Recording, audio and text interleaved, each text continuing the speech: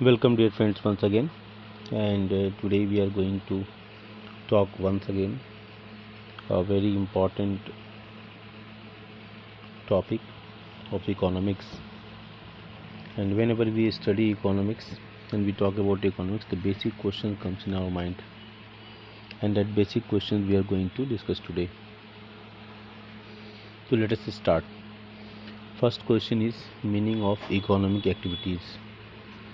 As you know that economics is all about the economic activities. Two types of activities are there, economic and non-economic activities. तो इसमें economic और non economic activities दोनों का अध्ययन किया जाता है। तो आज हम चर्चा करेंगे कि इकोनॉमिक एक्टिविटीज़ का मतलब क्या होता है। Broadly speaking, all activities concerning earning and spending of money are called economic activities.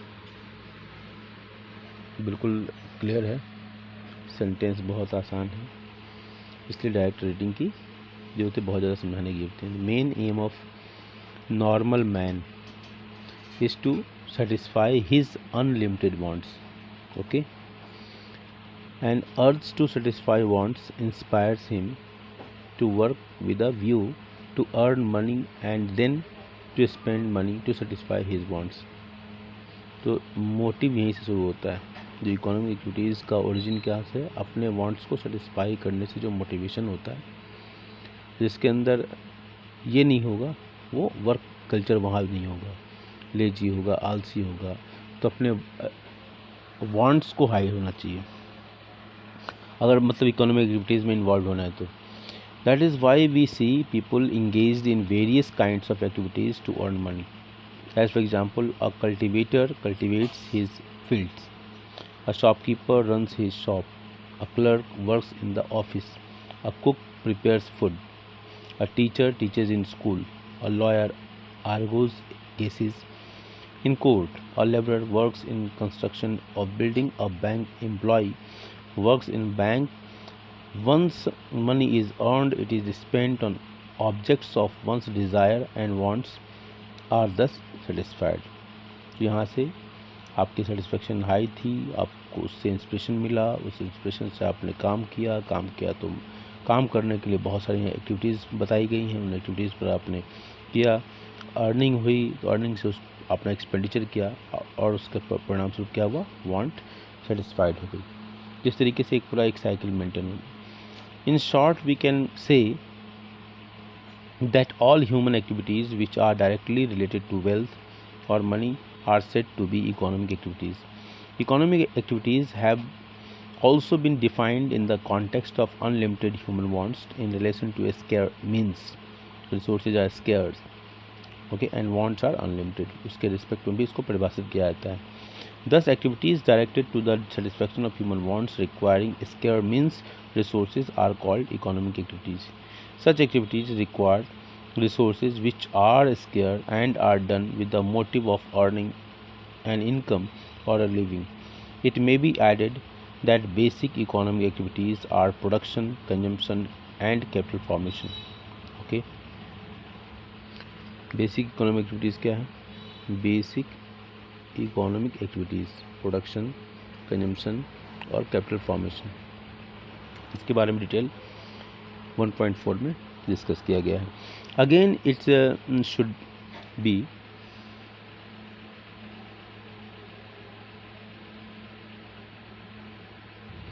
चलिए, तो यहाँ हमने बताया था कि it may be added basic economic activities are production, consumption and capital formation, और इसके बारे में चर्चा 1.4 में की गई। Again it should be kept in mind that activities not directly related to wealth or scarce means are called non-economic activities.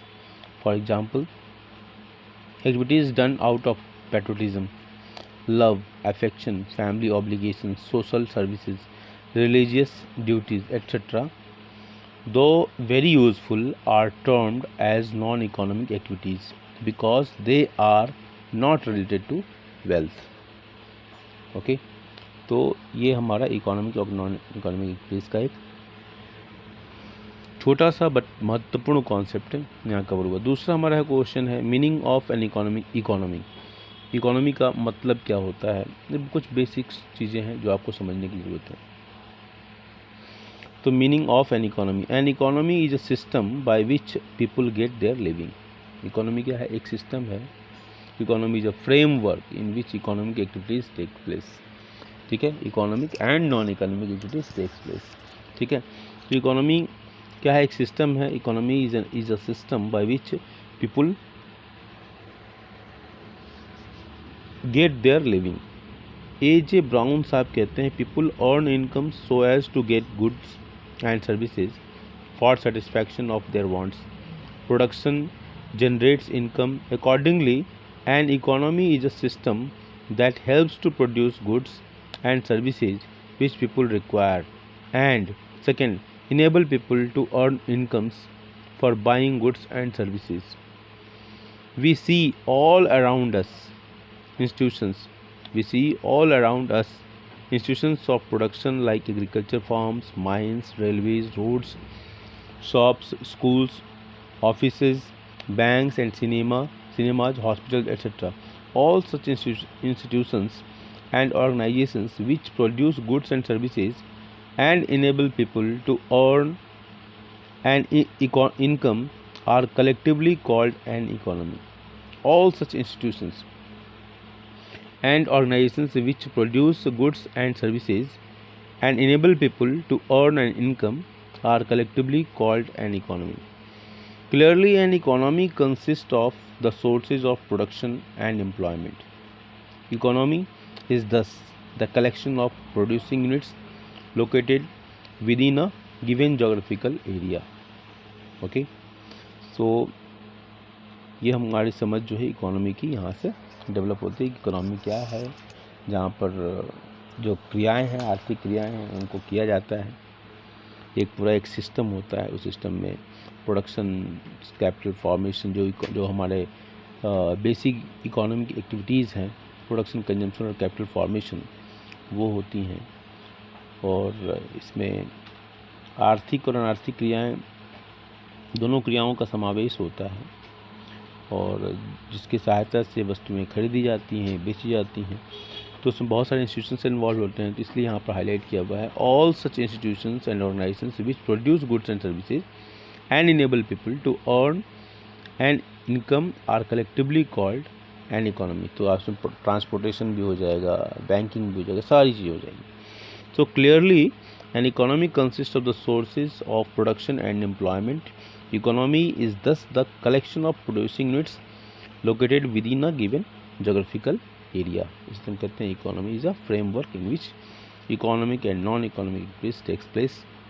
Basically, economic activities का ही concern होता है, लेकिन हम उसमें सबका अध्ययन करते हैं। अब आते हैं functional classification of an economy into sectors. ये फंक्शनल क्लासिफिकेशन है इकोनॉमी का। जो सेक्टर वाइज क्लासिफिकेशन है वो क्या है, फंक्शनल क्लासिफिकेशन है। तो functional classification of an economy into sector, जो कि हमारा हाउस होल्ड, फर्म और गवर्नमेंट, ठीक है, हम उसकी बात कर रहे हैं। Functional classification of economy into sectors कौन कौन सा है, house hold, firm and government. A sector consist of functionally homogeneous group. Sector क्या है, a sector consist of functionally homogeneous groups carrying on similar activities, एक प्रकार की एक्टिविटीज़। ओके, तो a sector consist of functionally homogeneous group carrying on similar activities like consumption or production. Thus, on the basis of the type of activity and the decisions making agencies, an economy is classified into three main sectors: producing sector, consuming sector and government sector. Okay, producing sector, consuming sector and government sector. Okay, producing sector मतलब क्या हमारा firm, okay, consuming sector house hold and government. Okay, government भी producer होती है वैसे तो। Clearly this classification is functional in the sense that the nature of the function is taken into consideration rather than nature of the individual or the agencies involved therein. Okay, basic हाँ is functional. Government basically producing sector में government को हम जरूर लेते हैं, government भी public sector की जितनी भी कंपनी है वो गवर्नमेंट सेक्टर में ही है।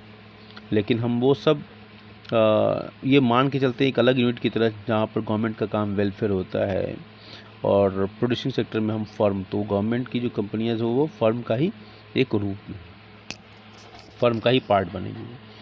तो clearly this classification is functional in the sense that the nature of the functions is taken into consideration rather than nature of the individual or the agencies involved daily. Okay, the three sectors of the economy based on similarity of their functions are as under. तो यहाँ पर जो थोड़ा बहुत doubt होगा ये और clarity यहाँ आ जाएगी। Producing sector, the main function of this sector is production of goods and services. The firm hires the services of factors of production, land, labor, capital, and enterprise, and produce goods and services with their help. Production is the basic function. This sector is also known as firm sector. ठीक है। Consuming sector, the main function of this sector is consumption of goods and services. वैसे consumption कभी भी government भी consumption कर सकती है, production sector भी, प्रोड्यूसिंग सेक्टर भी कंजम्पशन करता है, जैसे रॉ मटेरियल का, इस तरह का। तो ये भी थोड़ा सा इसको भी समझने की जरूरत है। Consuming sector, the main function of this sector is consumption of goods and services. This sector consist of house holds which provide factor services like services of land, labor, capital, and enterprise to the producing sector, for which this sector receives factor income, rent, wages, interest, profit from the latter. The income thus earned is spent by it on consumption of goods and services produced by the producing sector. This sector is also known as household sector. Consuming sector क्या है? Household sector. Government sector क्या है? These days government performs the dual function of production and consumption. जो यहाँ पर आपको ऊपर थोड़ा सा डाउट लग रहा होगा वो यहाँ पर और क्लियरिटी आ जाएगी. These days government performs the dual functions of production and consumption. Therefore its activities cover both the producing and consuming sector. It is in producing sector when government constructs roads, railways, buildings, etc., and producing community and produces community services like education, health, law and order, defense, etc., to satisfy collective needs of the society. It is a consuming sector when these goods and services provided by the government are collectively consumed by the society. In other words, government purchases these goods and services on its own account for collectively consumption of the people. Since the government adopts different principles in regard to production and consumption as compared to ones adopted by the other two sectors, treating government as a separate sector is justified. Moreover, government's main function of administration also justifies its separate identity. There is another sector called rest of the world sector, in which transactions with the other countries are included. जब हम national income पढ़ेंगे तो वहाँ पर हम इसकी चर्चा भी होती है. और अगर हम बात करें किन्सन इकोनॉमी की तो वहाँ पर हम, चूँकि किन्सन इकोनॉमी में अगर आप देखेंगे तो C + I + G + X - M, तो X माइनस क्या है? X for represents the export, M for import. तो ये रेस्ट ऑफ द वर्ल्ड जब इकोनॉमी ओपन होती है तो X - M का कॉन्सेप्ट भी आ जाता है. किन्स की थ्योरी क्लोज्ड इकोनॉमी पर है जिसमें हम G की बात नहीं कर रहे हैं. तो C + I है ना. तो C क्या है? कंज्यूमिंग सेक्टर और I इन प्रोड्यूसर सेक्टर. तो उसकी बात हो रही है जहाँ पर हाउस होल्ड है और प्रोड्यूसर सेक्टर है. तो टू सेक्टर इकोनॉमी की बात किन्स साहब ने की थी. फिलहाल उसकी हम यहाँ चर्चा नहीं कर रहे हैं क्योंकि ये आ गया था इसलिए मैंने यहाँ बता दिया. ओके, तो इसमें हम इतना ही रहने देते हैं. आगे हम अगले वीडियो में हम चर्चा करेंगे.